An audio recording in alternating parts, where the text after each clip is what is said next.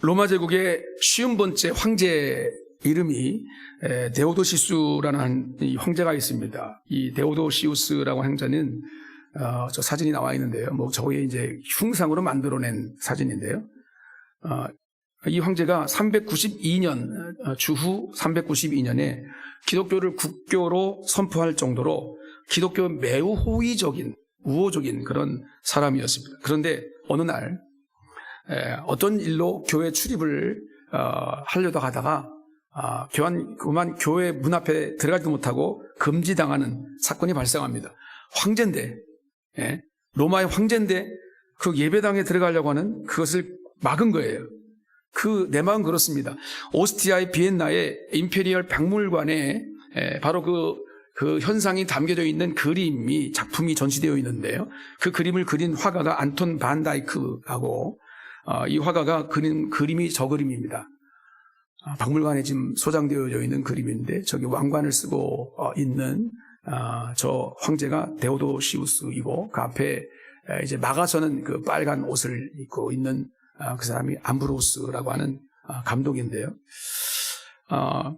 이 암브로스 감독이 문 앞에 딱 서가지고 교회 문으로 들어오려고 하는 이 황제를 딱 막아서 못 들어갑니다. 제지합니다.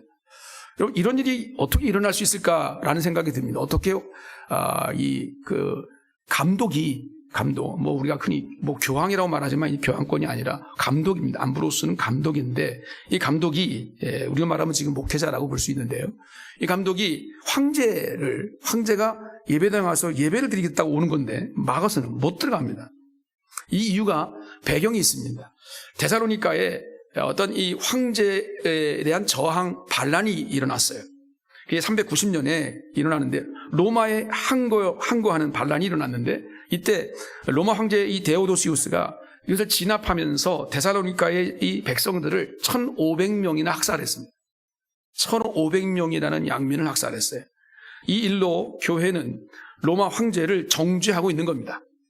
이 데오도시우스 황제가 밀라노에 갔다가 밀라노 교회에 들어가려다가 제재를 당한 거죠. 이 밀라노 교회 주교가 바로 암브로스라고 하는, 흔히 우리가 신학교 다닐 때 암브로스 얘기했는데요. 이 암브로스였습니다. 이 암브로스가 왜 유명하냐면 우리가 알고 있는 성 어거스틴이죠. 어거스틴을 개종시킨 사람이 바로 이 암브로스입니다. 데오도시우스 황제가 밀라노 교회에 들어가려고 하는데 이 암브로스 주교가 교회 정문을 딱 가로막고 서서 못 들어가도록 막은 거예요. 못 들어갑니다. 단호하게 막아서는 이 암브로스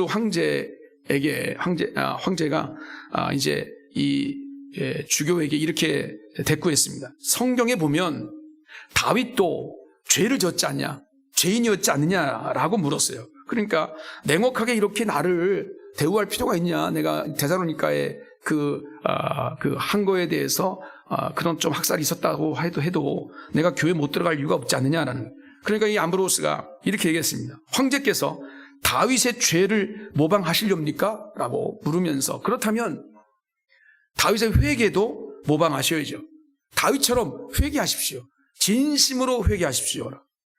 이 황제는 이런 암브로스의 단호한 태도에 마음이 도저히 용기가 생기지 않아서 교회에 들어가려고 했던 계획을 포기하고 결국 돌아섰다라고 하는 이야기입니다. 거룩한 하나님의 성전에 악을 행하는 사람이 회개하지 않고 자기를 돌아보지 않고 자신의 죄를 하나님께 뉘우치지 않고 들어올 수 없다. 이것이 이 암브로스의 주교의 단호한 결정입니다. 이것은 어떤 모습을 우리 가운데 보여주고 있냐면 성전이라고 하는 것은 귀하다. 성전이 얼마나 귀한지에 대한 것을 우리 가운데 나타내주고 있는 것입니다. 여러분, 구약 성경부터 쭉 보면 성전을 대변하고 있는 성막, 그렇죠? 또 이 주의 전이라고 하는 그런 표현도 있고요. 지금으로 말하면 교회입니다.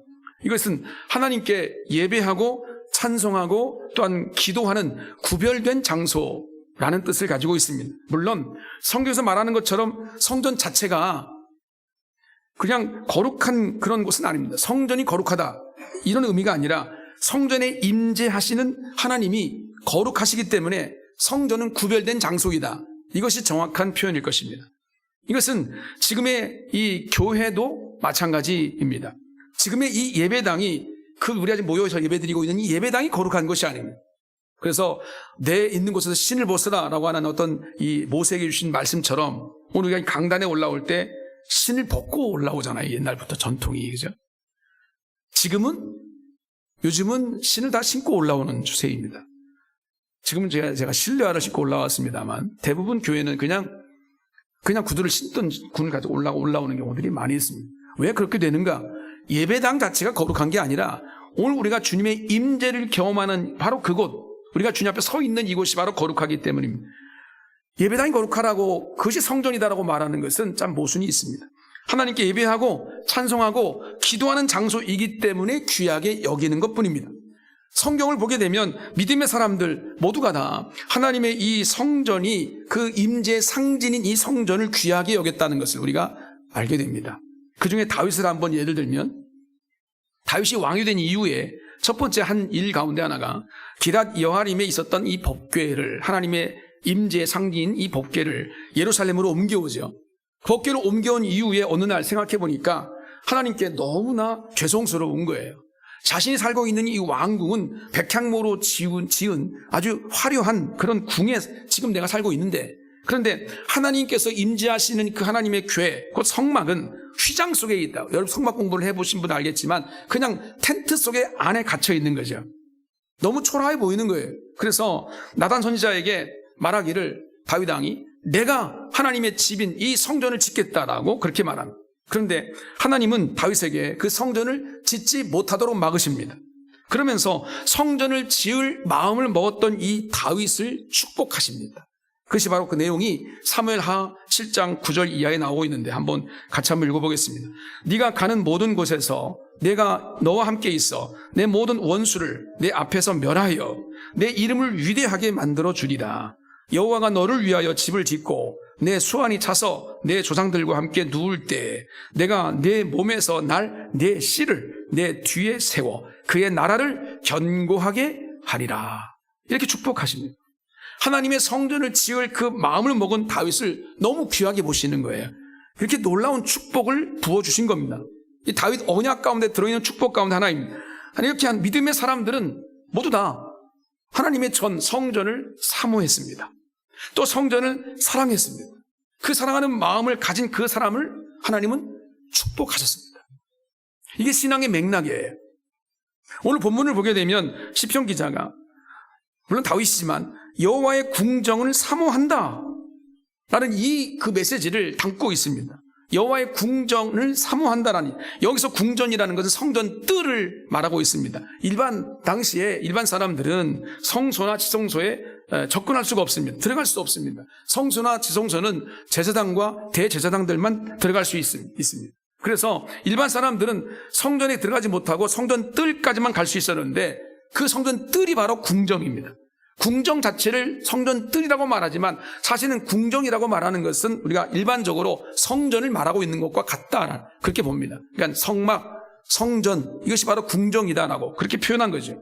시편 기자가 그 성전을 얼마나 사모했는지, 사모하다가 병이 들 정도였다. 얼마나 주의 전을 사모했으면 병이 들었을까. 우리에게도 이런 사모함이 있어야 될 줄로 믿습니다. 혹시 여러분들이 교회 가고 싶어서 병이 난 적 있으십니까? 예배를 드리고 싶어서 병이 난 적 있으신가요?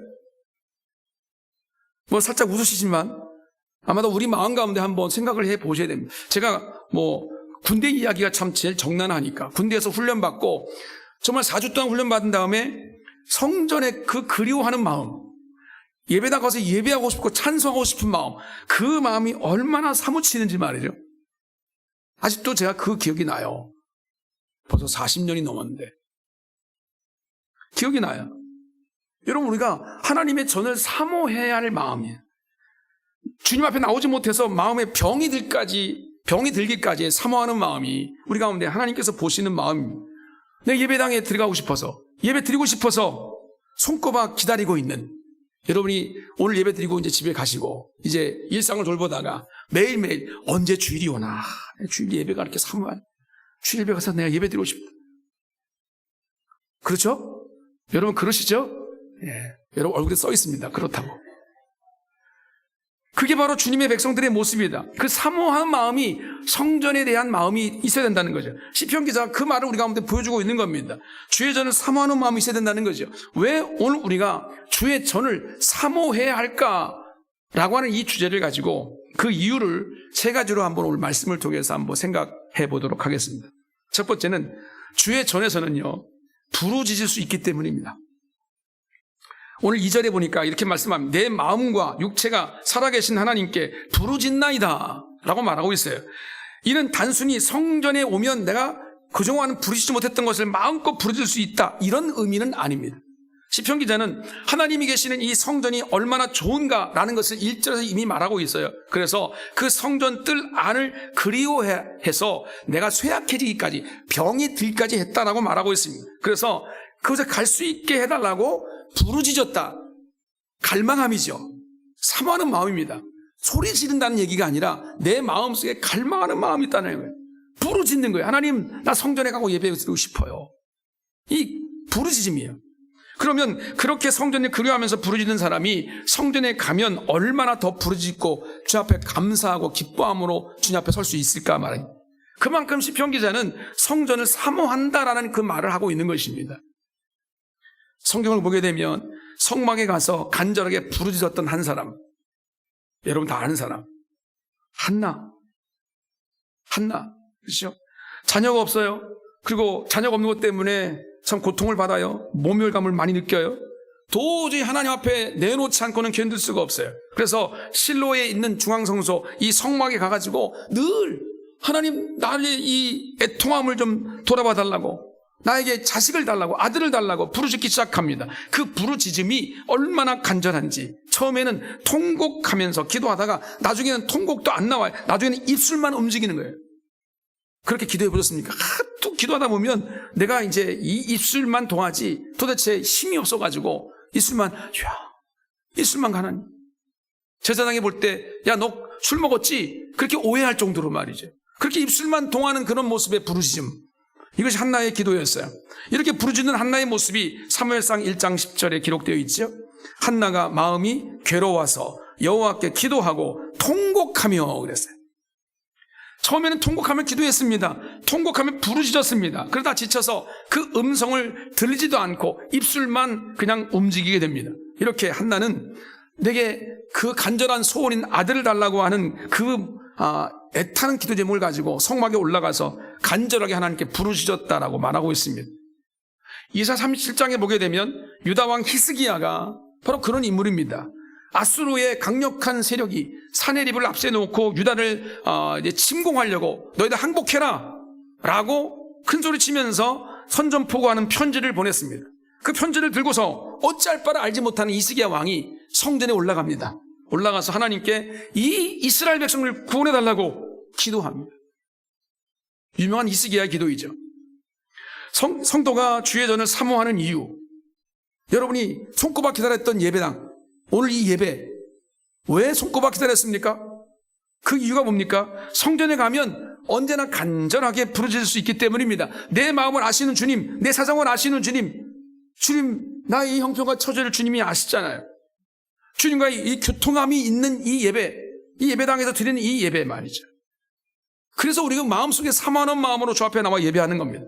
그리고 그 기도를 들으시고 응답하시는 하나님이 있기 때문에 오늘 우리는 주의 전을 사모하는 거죠. 지금도 마찬가지입니다. 우리가 어디서 마음껏 소리를 높여서 찬양할 수 있습니까? 우리가 어디서 하나님께 부르짖어서 울 수 있습니까? 우리가 어디서 마음껏 소리 높여서 찬양하면서 부르짖으며 울 수 있는 그런 곳이 과연 어디가 있는가? 그런 것도 없어요.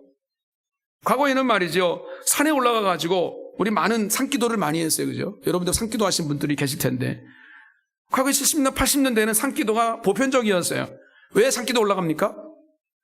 부르짖어 가는 거죠. 소나무 팍 붙들고 말이죠. 쭉 부르짖어 기도합니다. 요즘 그렇게 했다가는 고발당합니다. 그래서 고발당한 목사님들이 참 많아요.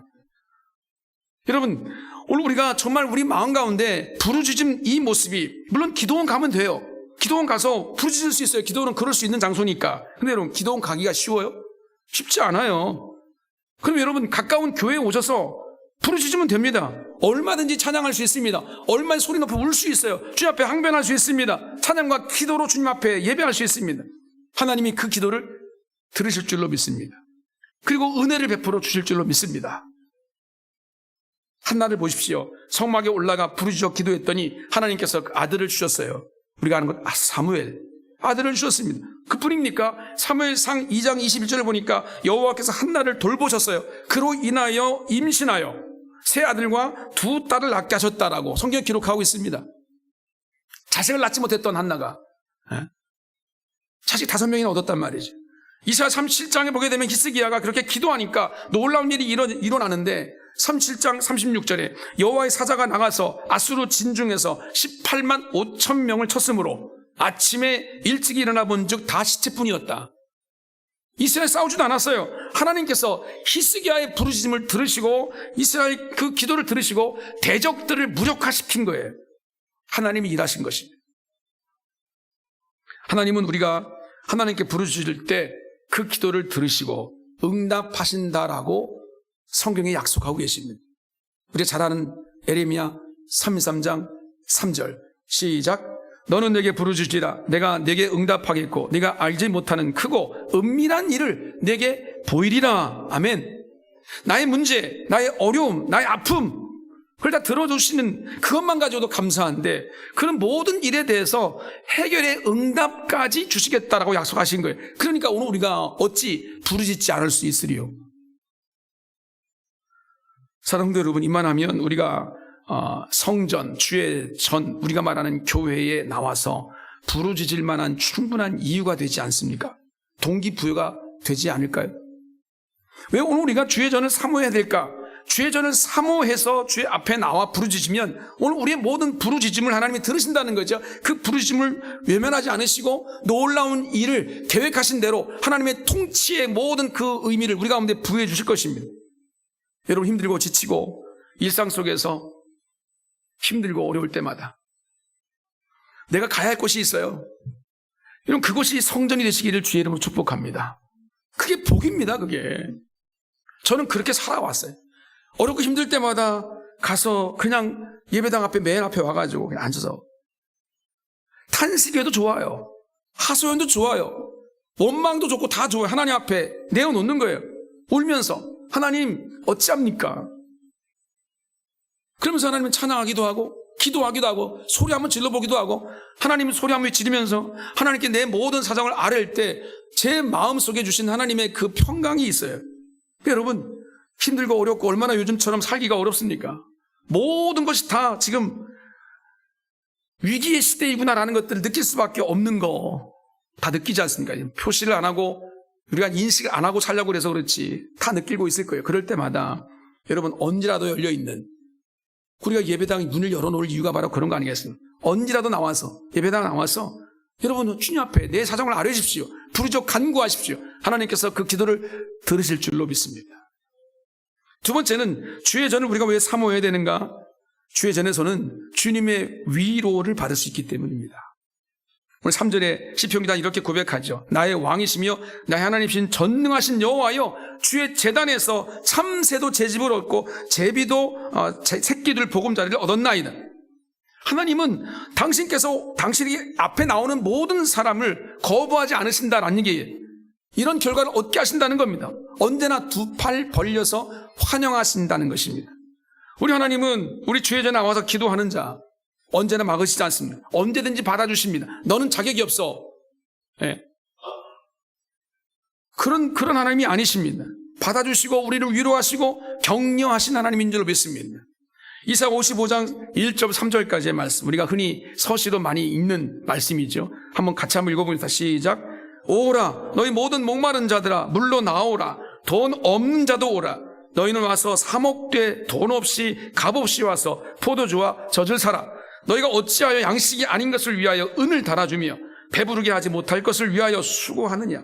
내게 듣고 들을지어다. 그리하면 너희가 좋은 것을 먹을 것이며 너희 자신들이 기름진 것으로 즐거움을 얻으리라.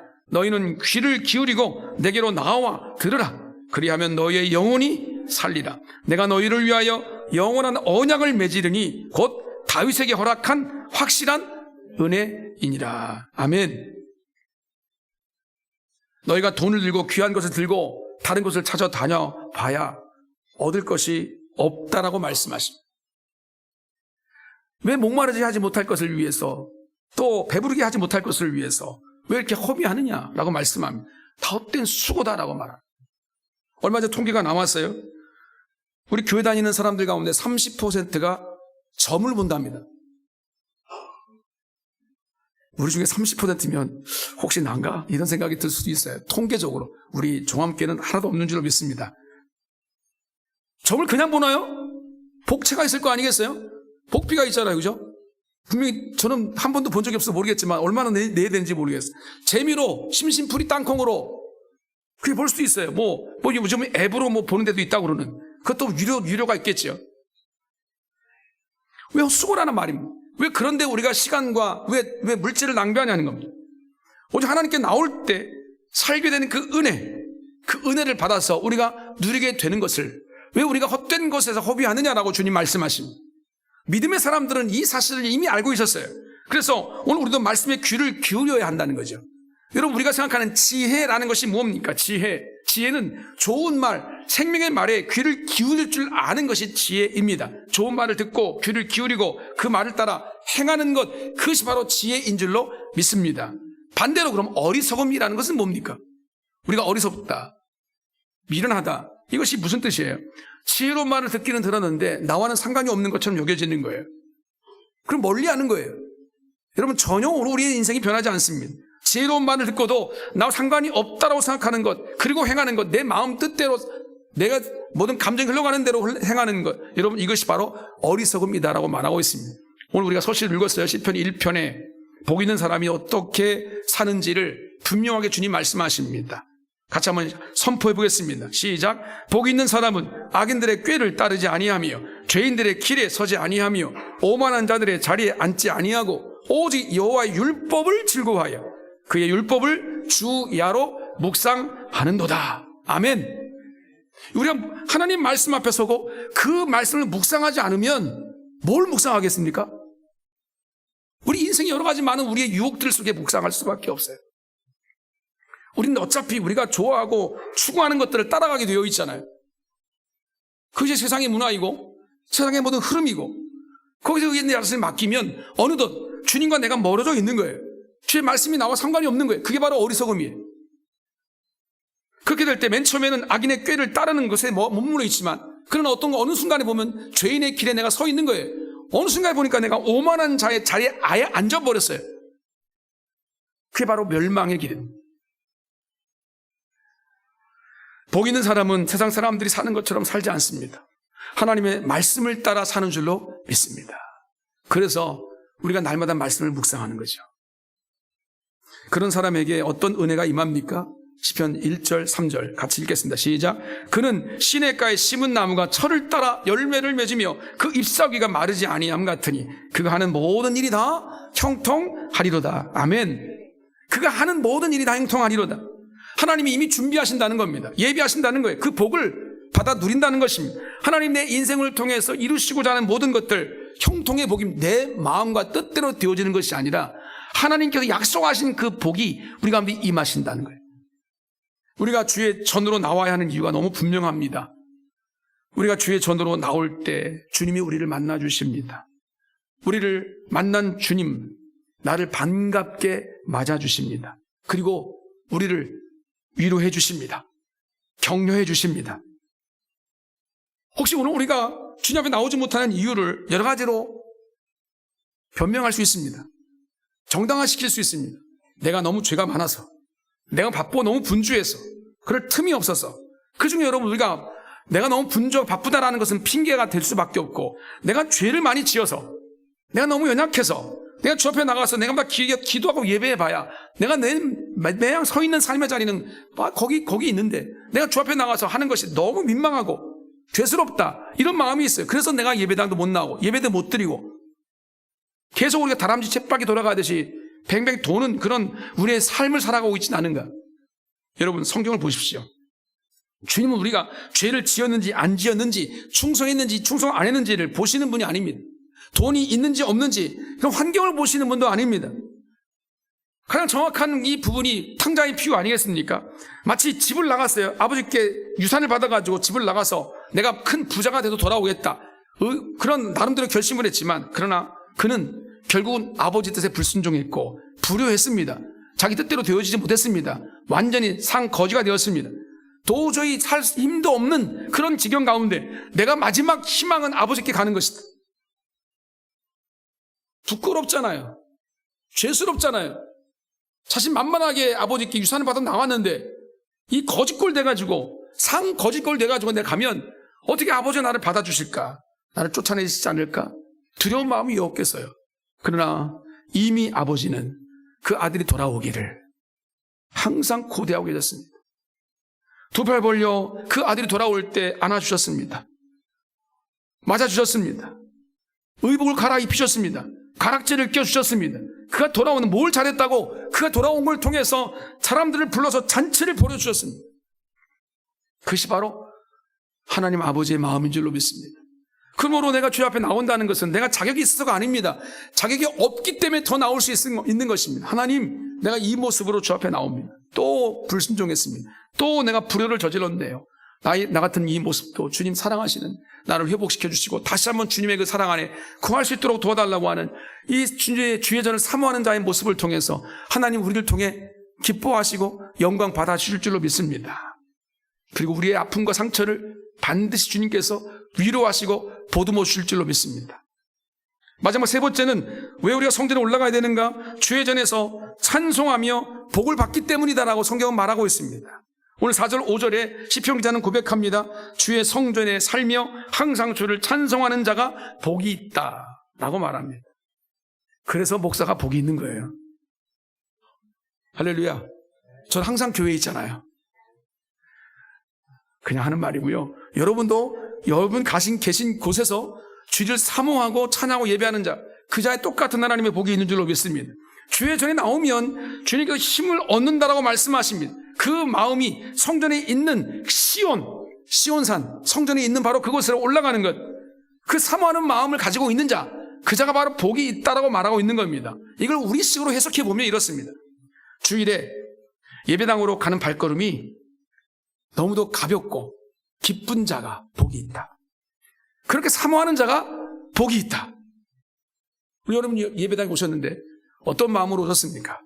습관처럼 오셨을지라도 혹시 무거워서 너무 힘들어서 피곤하고 좀 쉬고 싶은데 자고 싶은데 아니면 오늘 대사가 있는데 내가 바쁜데 나 오늘 예배당 갈 시간 없는데 그럼에도 불구하고 오늘 이 시간 예배당 나오신 거예요. 여러분 그 발걸음이 이곳으로 옮겨진 그 자체가 바로 믿음이고 바로 그것이 그 자라에게 그런 자들에게 하나님께서 복을 주시겠다라고 말씀합니다. 하루 첫 시간 새벽 미명에 우리 마음속에 하나님 내가 하루를 주 앞에 드리겠습니다. 교회이든 집이든 어디든 여러분 일터이든 간에 기도하는 바로 그 자리, 하루를 첫 시간 주 앞에 드리는 바로 그 자리, 그런 사모하는 마음이 있는 자가 복이 있다라고 말씀하시는 거예요. 여러분 시편 120편부터 134편까지 15개의 시편, 흔히 우리가 성전에 올라가는 노래라고 하는 표제어가 붙어있는 시편이죠. 여러분 이것은 유대인들이 말이죠, 이스라엘 백성들이 성전에 올라갈 때가 절기 때 딱 3번 올라갑니다. 그렇죠? 성인 남자들은 절기 때마다 성전에 올라가야 됩니다. 첫 번째 6월절 절기, 무교절이라고 말하는 6월절, 그 다음에 77절, 그 다음에 장막절, 초막절이라고 말하는 장막절. 이 세 절기에 예루살렘 성전을 향하여 올라가요. 올라갈 때만 그냥 올라가는 게 아닙니다. 터덜터덜 올라가는 게 아니라 이 시편 20편부터 134편까지 15개의 시편을 찬양하면서 올라갑니다. 찬양하면서. 우리가 알다시피 예루살렘은 고도가 800m 정도 됩니다. 밑에서부터 올라가는 800m 정도 올라가는 그런, 그리고 많은 사람들이 대부분 예루살렘에 가까이 사는 사람들이야 그렇게 치지만 멀리서 성전까지 찾아오는 거예요. 그때마다 그 먼 거리를 올라올 때 그냥 올라오는 것이 아닙니다. 이 찬양을 15개의 시편을 아버지가 선창하면 아들이 후창하는 방식으로 찬양하면서 올라간다는, 그래서 성전에 올라가는 노래라고 붙여진 겁니다. 또 성전에서 제사를 드리는 집례하는 이 레위인들도 각을 뜬 소와 양과 짐승들, 그 모든 것들, 또 자기가 가지고 있던 모든 기명들, 물통들이나 이런 모든 기명들을 들고 성전 제단으로 올라갈 때 그들이 그냥 올라가는 게 아닙니다. 이 15개의 시편을 암송하면서 올라갔다고 합니다. 힘들고 먼 길이지만 사람들은 모두 찬송하면서 예루살렘 성전으로 향해 갔습니다. 레위인들도 찬송하면서 그 일을 감당했습니다. 그러니까 여러분, 그때는 온통 예루살렘 성전이 그리고 예루살렘으로 향하는 길목이 찬송으로 가득 찼다라고 말하고 있습니다. 찬송으로 시작해서 찬송으로 제사를 드리고 찬송을 모든 것들을 주 앞에 드리며 절기를 지키니까 사람들의 마음속에 그 찬양해 주신 하나님의 기쁨이 넘쳐나는 거 당연한 거 아니겠습니까? 그리고 그 찬양을 하나님이 받으시는 거예요. 그 제사를 받으시는 거예요. 그 제사를 드리는 자들에게 하나님 복을 주신다라고 약속하신 거예요. 너무 당연한 거죠. 그러니까 여러분, 그 마음에 주의 전을 사모하는 그 마음 생기는 자들, 그 마음을 갖고 있는 자, 주님 앞에 찬양을 드리는 그 마음을 가지고 있는 자들에게 하나님의 복이 있다라고 약속하신 겁니다. 이사야 43장 21절, 우리 잘 아는 말씀입니다. 이 백성은 내가 나를 위하여 지었나니 나를 찬송하게 하려 함이니라. 그렇습니다. 할렐루야. 하나님께서 우리를 만드신 이유는, 우리를 존재케 하신 이유는 주님을 찬양하기 위해서 오늘 여기를 우리에게 살게 하신 거예요. 서게 하신 겁니다. 그렇습니다. 주의 전에 올라가면서 찬양하는 사람에게 복이 임할 줄로 믿습니다. 시편을 유시해서 성경의 많은 말씀에 하나님이 찬송 중에, 예배 중에 거하신다라고 말씀하고 계십니다. 하나님이 얼마나 찬송을 좋아하시냐면 찬송 중에 거하시는 분이다라고 말씀하고 계셔요. 그런 하나님이 오늘 우리가 주의 전을 사모하면서 주의 전에 나와서 찬양하면서 주 앞에 예배하는 이 모습을 얼마나 기뻐하실까. 여러분, 그런 사람에게 하나님이 무엇을 아끼실까? 어떻게 그 삶을 책임져 주시지 않을까? 이런 하나님의 마음을 안다면 우리가 언제 어디서나 주님 앞에 찬송하며 예배하며 살아가야 될 줄로 믿습니다. 더더군다나 주의 전을 사모하면서 달려나오면서 찬송하고 또 나와서 예배하면 하나님께서 얼마나 기뻐하시고 영광 받으실까.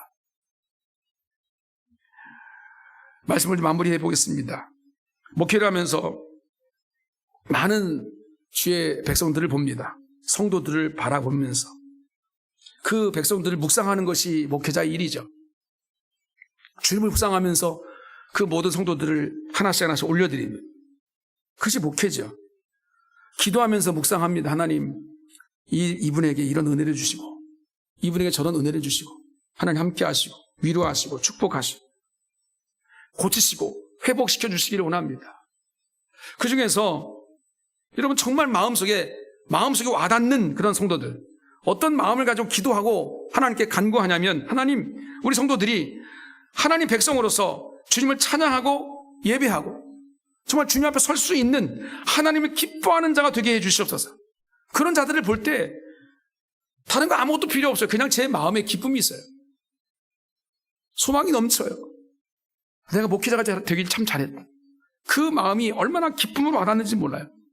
그 일을 위해서 간절히 기도합니다. 하나님, 우리 성도들이 정말 주의 백성으로서 주님을 찬양하게 하시옵소서. 주님 예배하게 하시옵소서.